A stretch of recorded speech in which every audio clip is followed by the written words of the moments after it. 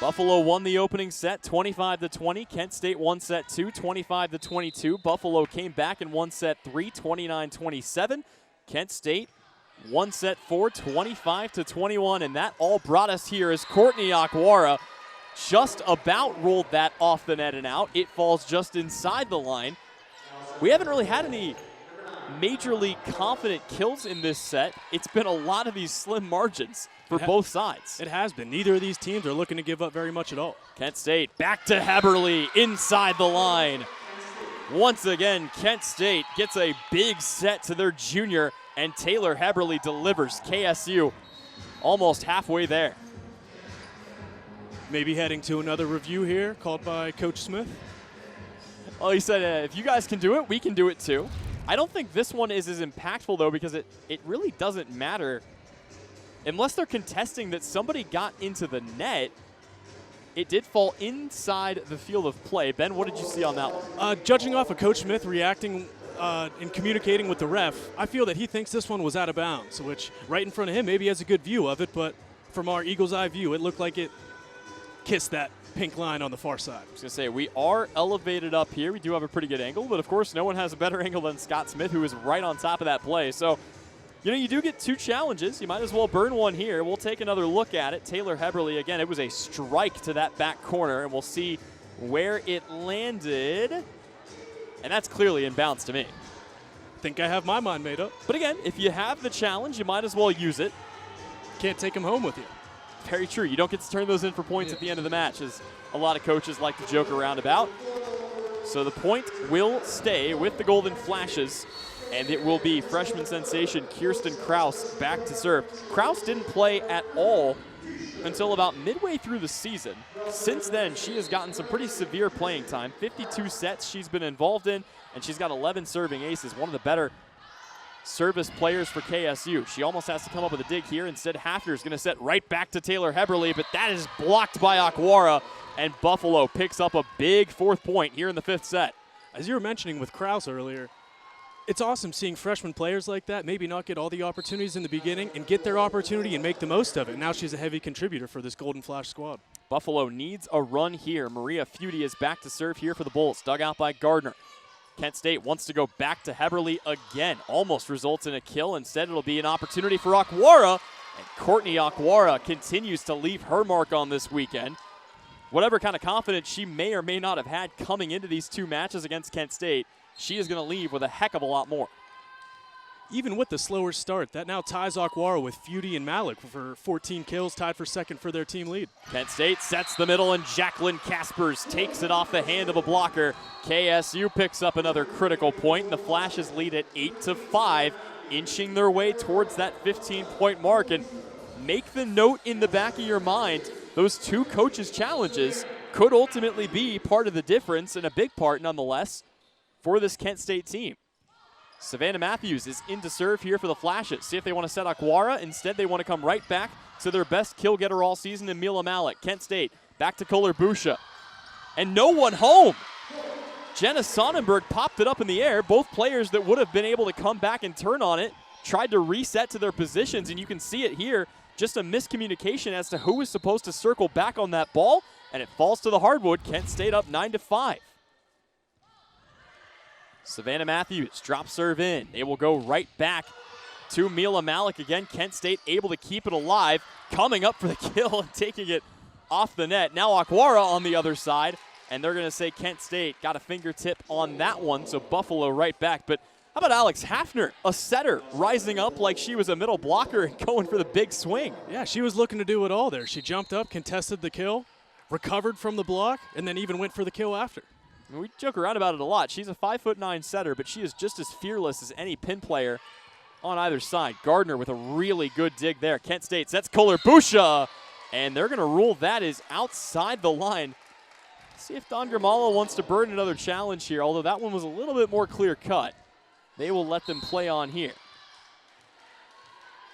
Courtney Akwara stays on the save here for Buffalo. Serve comes in here, dug out by Kent State. Hafner wants to come right back for Kohler Busha again, and this time she makes sure there's no question about it. Kent State is 5 points away from taking the match. You see Aquara there was positioned in the back after her serve, and I feel that Kent State took advantage of that. For Kent State, this is exactly what you want. Aaron Gardner back to serve. That typical just over the net arcing serve comes in, and Gardner got a little out of position that time, and that made the kill easy for Buffalo as they were able to sneak that to the back corner. Looked like on that one, another big one for Stacia Gology. Those are those types of diving plays that Gardner's usually so reliable about, and close one there, almost had it. I think she may have just taken a bad angle that time. Either way, Kent State will have a chance to get it back. Hafner sets the middle for Danny Tyson, and Kent State is 4 points away. Danny Tyson, you wondered when they'd call her number again, and in the biggest moment of the match, they go right back to her. Kent State up 11-8. See Hafner up, Danny Tyson down. That connection going to be huge here this fifth set for KSU. Hafner back to serve. Sonnenberg digs it out. They'll come back to their own middle. Kent State gets a hand on it, but it falls out of play, and the point goes back to the Bulls. But if you're Buffalo, you can't keep trading points back and forth. That'll only delay the inevitable as Kent State starting to close in just a bit. Mila Malik to serve, and it's going to be another service error. They haven't made those kinds of mistakes as much here in this final set, but that could be a big one. It gives Kent State a 3-point lead. It puts Kent State 3 points away from taking the match. Comparing service errors from both teams today, that was Buffalo's 12th compared to Kent State's 5. So that's 7 points that the Bulls have given the Golden Flashes. And they've been big points. This will be another big kill for Stacia Gology. And Buffalo is back within 2 here. But again, they need a run. And just as they need it most, Paige Beck, the senior, checks into the game here to serve. See what Beck has in store. She wants to get aggressive. Gardner digs it out well. Kent State trying to set it up once again for Taylor Heberly, and the Flashes are feeling it now.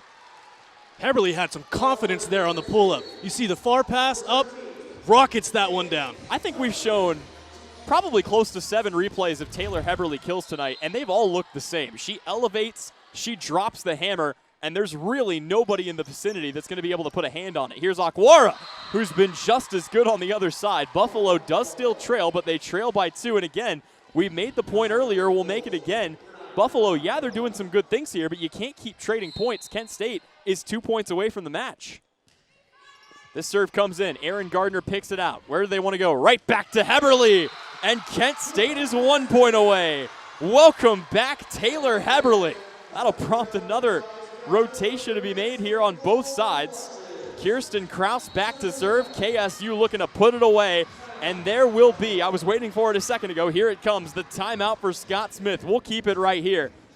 Boy, you think Kent State's missed Taylor Heberly during this losing streak? I think her 21 kills tonight might show that. Number 9 being back for Kent State is huge, and Alex Hafner knows that connection's been big.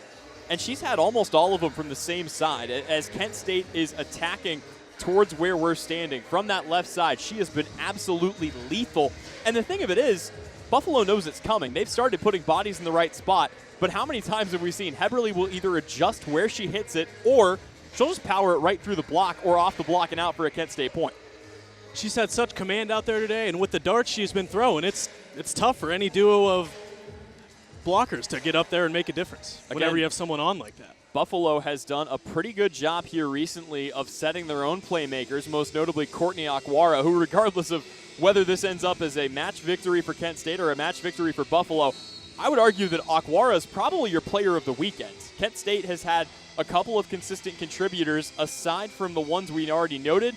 Buffalo's had a couple outside of Aquara, but I feel like every single time Aquara gets a point, it's been an important one. And really quickly, Taylor Heberly, not only is this her first match back, but you look at what she's done in this match. You mentioned that she has, for Kent State, 21 kills.